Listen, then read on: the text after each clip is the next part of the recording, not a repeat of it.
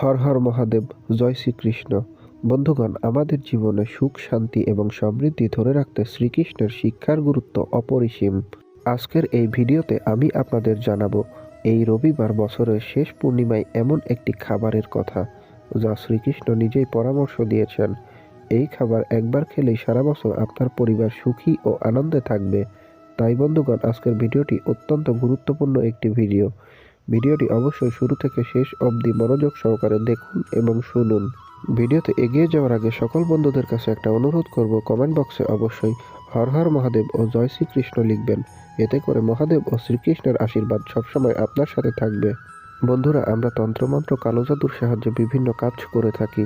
ভারত সহ পৃথিবীর যে কোনো জায়গা থেকে বান বিচ্ছেদ, বশীকরণ সহ যে কোনো কাজ আমাদের মাধ্যমে করাতে চাইলে স্ক্রিনে দেওয়া নম্বরে ইমো অথবা হোয়াটসঅ্যাপ করুন। বন্ধুরা, চলুন এবার মূল ভিডিও শুরু করা যাক। পুরাণে বলা হয়েছে, শ্রীকৃষ্ণ তার ভক্তদের সবসময় সঠিক পথে চলার নির্দেশ দিয়েছেন। তিনি বিশ্বাস করতেন যে প্রকৃতি এবং পরিবারের প্রতি আমাদের দায়িত্ব পালন করলে জীবনে শান্তি আসে। বছরের শেষ পূর্ণিমায় একটি বিশেষ উপাচার বা খাবার গ্রহণের মাধ্যমে আমরা আমাদের পরিবারের সুখ, শান্তি ও সমৃদ্ধি আনতে পারি। বন্ধুরা, তাই আপনারা বছরের এই শেষ পূর্ণিমার দিনটিকে বিশেষ গুরুত্ব সহকারে দেখবেন এবং ভিডিওতে বলা খাবারটি একবার হলেও খাবেন। এতে করে পরিবারের সুখ, শান্তি, সম্প্রীতি বজায় থাকবে। বন্ধুগণ, এই খাবারটি খুবই সহজলভ্য একটি খাবার এবং প্রতিটি বাড়িতে সহজেই তৈরি করা যায়। শ্রীকৃষ্ণের প্রিয় খাবার ছিল মাখন, দই, মধু ও ফলের মিশ্রণ। এই খাবারকে আমরা পঞ্চামৃত বলে থাকি। এই পঞ্চামৃত তৈরি করা কিন্তু খুবই সহজ।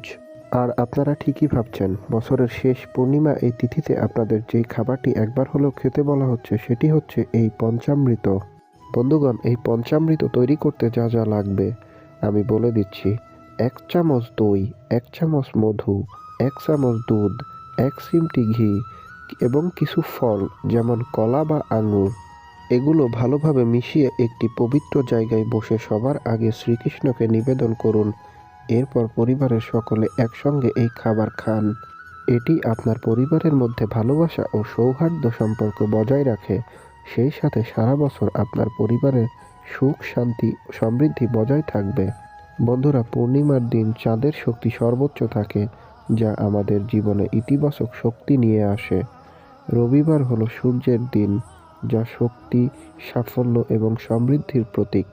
এই দুই শক্তির সংমিশ্রণে শেষ পূর্ণিমার দিনে যদি এই পঞ্চামৃত গ্রহণ করা যায়, তবে শ্রীকৃষ্ণের আশীর্বাদে পরিবারে সুখ, শান্তি, সমৃদ্ধি নিশ্চিত হয়।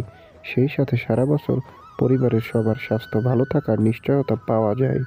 বন্ধুরা, এই বছর শেষ হওয়ার আগে রবিবার পূর্ণিমার এই পবিত্র দিনে শ্রীকৃষ্ণের প্রিয় এই খাবারটি তৈরি করে নিন এবং পরিবারের সবাই মিলে এটি গ্রহণ করুন।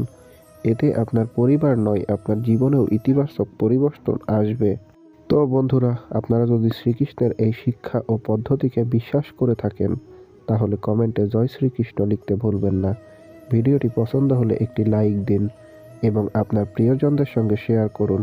এবং হিন্দু শাস্ত্র সম্পর্কিত নতুন নতুন বিষয় নিয়ে ভিডিও দেখতে চাইলে আমাদের চ্যানেলটি সাবস্ক্রাইব করে পাশে থাকা বেল আইকনটি অন করে রাখুন। বন্ধুগণ, সুখী পরিবার, শান্তিময় জীবন, এটাই তো সবার চাওয়া। শ্রীকৃষ্ণের আশীর্বাদ আমাদের সবার সঙ্গে থাকুক। আবার দেখা হবে নতুন কোনো ভিডিওতে। জয় শ্রীকৃষ্ণ, হর হর মহাদেব।